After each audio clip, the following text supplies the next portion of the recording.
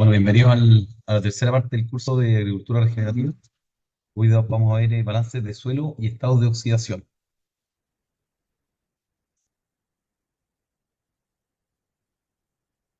Ok. Bueno, el suelo, se habla de las tres M del suelo, como la parte básica, que es la materia orgánica, los minerales y la microbiología. Y siempre se asocia que a través de los tres elementos o las tres M se encuentra un suelo equilibrado y balanceado. Nosotros, en la experiencia de los análisis, de los muestreos, nos hemos dado cuenta que el factor microbiológico que está asociado a la materia orgánica en cierta parte es por lejos el factor más importante en la fertilidad del suelo. Yo puedo tener todos los minerales del mundo muy equilibrados, pero si no tengo el factor microbiológico, la absorción es muy, muy, muy lenta. Y al contrario, si yo tengo un suelo con bajo nivel de minerales, pero una microbiología fuerte, a través de la microbiología la planta va a poder tomar el calcio, el magnesio y los elementos que, aunque no estén en abundancia, están presentes en el suelo. Según el curso que tomamos de microbiología de Soil Food Web de Eli Mingham, habían evaluado 100.000 tipos de suelo y que en todos los suelos estaban los elementos que necesitamos si estaba la microbiología adecuada, independiente que la parte que estuviera en muy bajas partes por millón. Pero a través de la microbiología, la planta es capaz de absorber. Entonces, hoy nos vamos a basar en el balance mineral. ¿Ya? Para eso, el primer concepto que hay que entender es del SIC. El SIC es la capacidad de intercambio catiónico. La capacidad de intercambio catiónico es la carga eléctrica que tiene el suelo, una carga que tiene la arcilla y la materia orgánica, el limo y la arena. La arena no tiene, el limo puede tener en algunos estados, pero prácticamente es la arcilla. Y eso quiere decir de que la arcilla está cargada de iones, o sea, de carga negativa, y por ejemplo el calcio es un calcio más 2 que tiene dos cargas positivas, va y se pega en el suelo. O sea que la capacidad de intercambio catiónico es la capacidad que tiene mi suelo de retener nutrientes. Y ahí nos vamos a ir a los dos extremos. Suelos muy arenosos, un- una arena de playa, que hay suelos agrícolas como arenas de playa, son suelos que tienen una granulometría grande, que no tiene carga. Entonces, cuando cae cualquier lluvia o riego, lava los nutrientes, porque no tienen la capacidad de retener, al mismo como se escurre el agua. En cambio, un suelo muy arcilloso, una arcilla roja, tiene una capacidad tremenda de retener nutrientes y también de retener agua. Entonces, ahí entran los términos del suelo liviano y el suelo pesado. Cuando yo hablo de un suelo que tiene una capacidad de intercambio catiónico bajo 10, es un suelo en general liviano, que tiene baja capacidad de retención, un suelo que voy a tener que regarlo mucho más seguido porque tampoco tiene la capacidad de retener agua. Y un suelo pesado es un suelo que, si yo lo riego, la humedad va a durar 10 días o 2 semanas. Un suelo que va a quedar muy compactado, un suelo que tiene una capacidad tremenda de retener nutrientes. Entonces, ahí entra el primer factor importante que es la relación de calcio-magnesio. El calcio en el suelo le da porosidad, como que expande el suelo. Cuando yo tengo un suelo muy arcilloso, que es muy pesado, que tiene poca aireación, yo necesito una relación de calcio-magnesio alta, de 7:1, de 8, cosa que el calcio ayude a abrir un poquito la arcilla y las raíces puedan filtrar y haya oxígeno que fluya. Y el magnesio hace lo opuesto. Cuando yo tengo un suelo liviano, quiero tener un poco más de magnesio, que la relación sea de 6:1, de 5:1, porque el magnesio le da un poco de retención al suelo. Entonces, si yo tengo un suelo muy arenoso, que retiene muy poco, el tener una relación calcio-magnesio más baja va a hacer que mi suelo sea capaz de retener un poco más de nutrientes, un poco más de humedad. Y acá hay un problema. El problema es cuando yo tengo un suelo muy pesado, muy arcilloso y con un exceso de magnesio. Porque además de tener mucha arcilla que ya compacta el suelo, la compactación química que se llama del exceso de magnesio va a hacer que tenga mucha menos infiltración, mucha menos aireación. El problema que ocurre en estos lugares de Chile es que tengo un suelo muy, muy pesado y con un magnesio muy alto. Em, para evaluar los análisis de suelo, traer el análisis físico, que es la textura, que es el porte del elemento, donde se caracteriza el porcentaje de arena, de arcilla y de limo, y uno, con este triángulo que uno lo puede encontrar en todos lados en internet, uno puede caracterizar el suelo si es arcilla, franco arcilloso, franco limoso, qué sé yo. Entonces, cuando nosotros hablamos de ese balance mineral, hay un profesor que se llama el profesor William Albrecht, que él desarrolló un método en los 70, que se dio cuenta que bajo algunos relaciones de nutrientes de cationes y aniones, la absorción de la planta era mayor. Estamos hablando cuando no estaba tan claro el análisis y la importancia de la microbiología, hablamos cuando todavía no teníamos herramientas con análisis de savia, se existía el análisis de suelo, entonces empezó a evaluar las plantas sanas y las plantas más enfermas y empezó a darse cuenta que habían relaciones de cationes y aniones que ayudaban. Cuando uno tiene una relación de calcio y magnesio, que es más o menos el 80% de la capacidad de intercambio catiónico, en general el pH va a tender a estar más o menos equilibrado, entre 6,5, 6,7, 6,8. El pH es importante para la absorción de nutrientes, para la disponibilidad de nutrientes y también para el desarrollo microbiológico.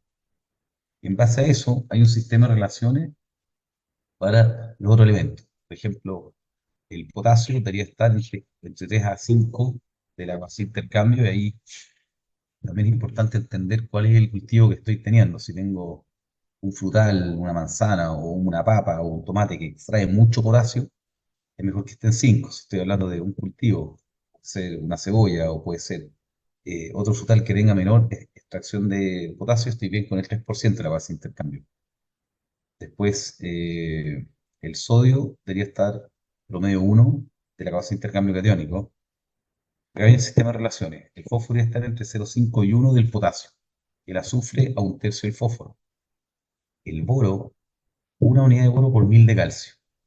El cloro, la mitad de sodio. El zinc, un décimo del fósforo. El cobre, la mitad del zinc. El fierro debería estar más o menos al nivel del azufre. Y el manganeso, un tercio del fierro. Esa relación que se estimó como perfecta según el sistema ALPE, ¿ya? Y unos pocos sistemas de relaciones. Lo que ocurre en muchos laboratorios es que te dicen, mira, tú tienes 50 partes por millón de fósforo, tienes un fósforo elevado. Pero claro, puede ser un fósforo elevado para un suelo de baja capacidad de intercambio, un suelo que tiene poca retención. O puede ser muy bajo para un suelo que tiene alta capacidad de retención.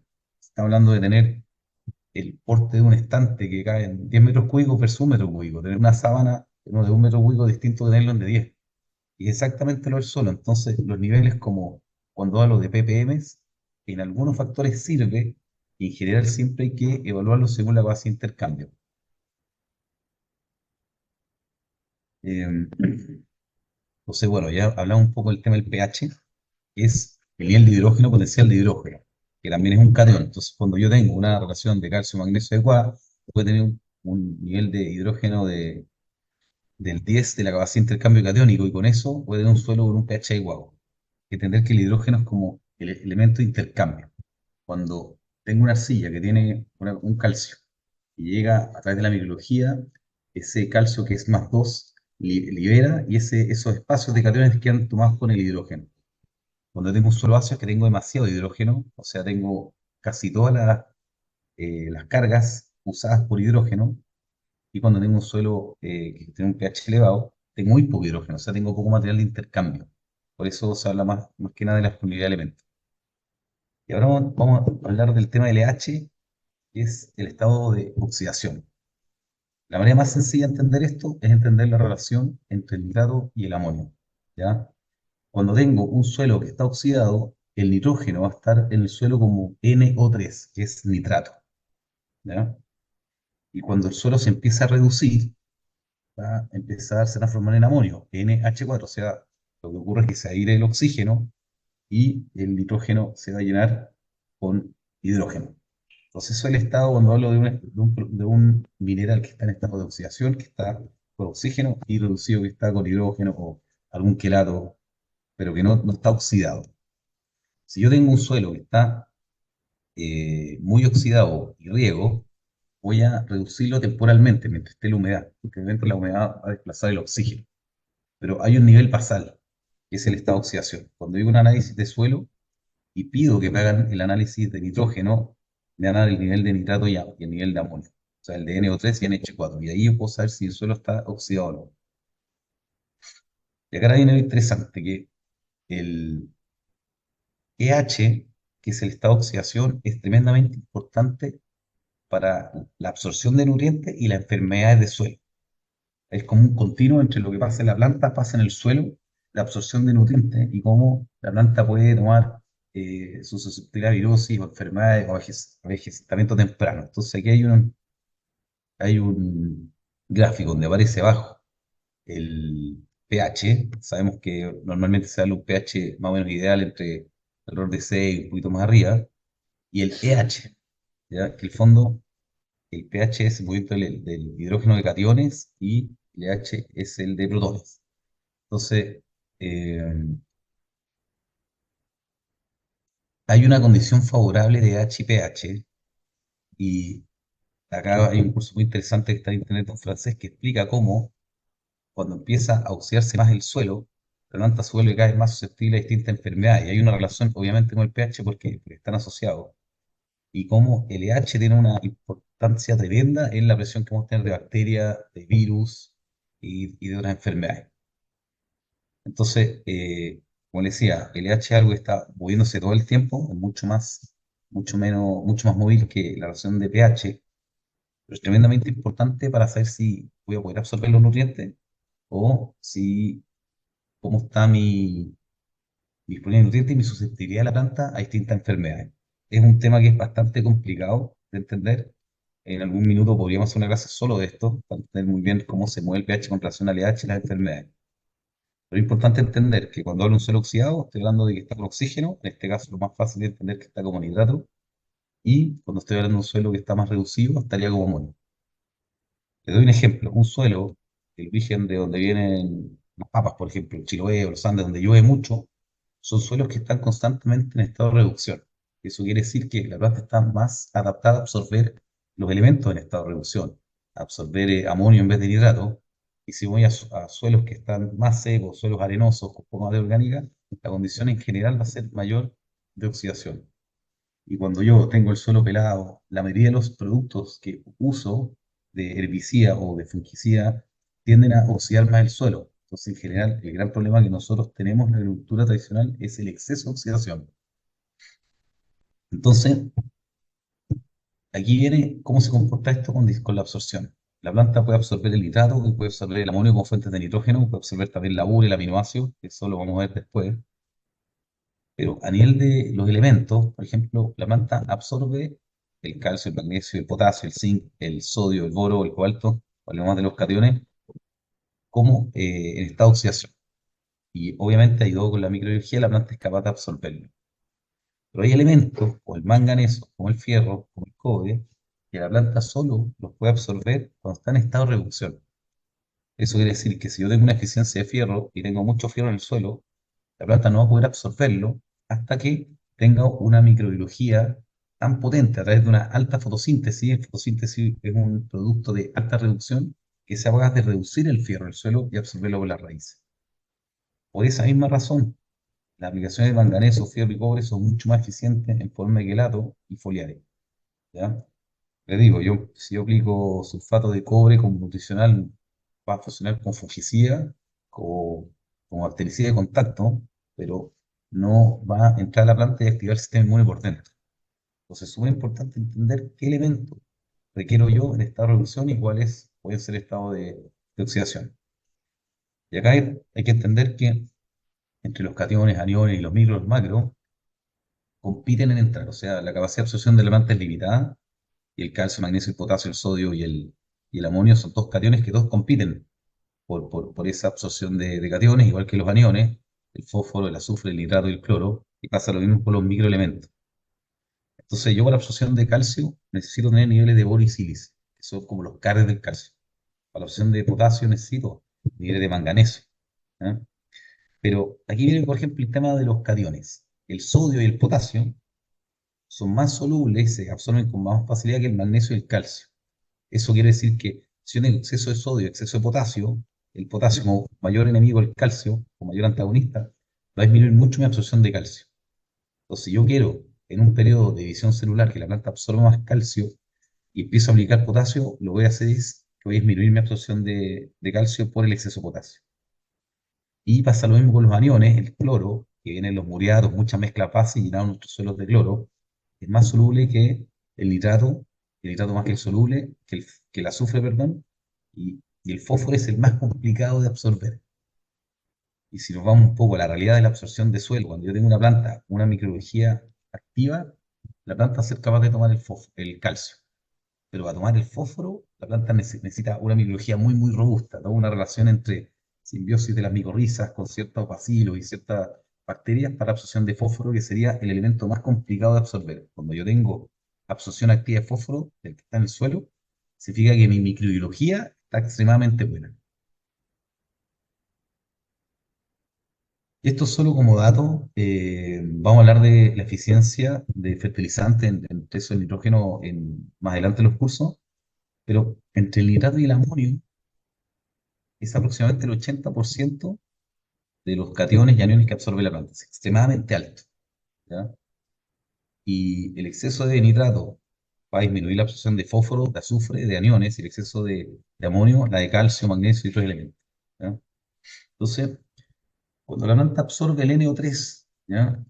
Libera el OH, o sea que alcaliniza la zona radicular. Entonces, yo tengo un pH alto en el suelo, que hablemos que más o menos de Santiago al norte son pH altos, y aplico nitrato, exceso de nitrato como fuente de nitrógeno, la planta va a absorber ese NO3 y va a liberar ese OH alcalizando más el suelo. Y la planta va a requerir un montón de energía para volver a bajar ese pH al ideal, que la zona radicular es aproximadamente 4,5. O sea, gastar mucha energía en eso. Y cuando absorbo urea o amonio, lo que hace es que absorbe el N y libera el H, o sea que ayuda a acidificar. Es muy importante entender eso para saber qué fuente voy a usar de fertilizante según el suelo que yo tenga. Yo sé que el concepto de oxidación es complejo, así que si hay interés podemos verlo más adelante. Hay un par de cursos en internet y vamos a ver si también dejamos el link ahí en los comentarios porque es extremadamente interesante, pero requiere yo creo de una clase aparte, probablemente una clase de más de 20 minutos. Así que eso sería el tema de los balances de suelo, estados de oxidación. No sé si tienen alguna pregunta.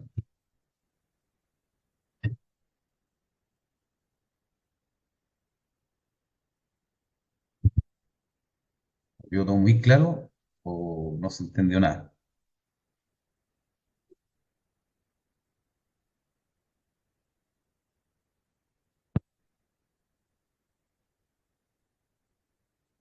No, ninguna duda por ahí. Bueno, señores, si no hay ninguna duda, nos va a preocupar de que esto quede mañana en el sitio, en, en el YouTube de Cosuelo, igual que la segunda parte del curso. Y nos veremos el próximo lunes. Feliz 18 a todos. Estén muy bien. Gracias, Nico, para ti igual.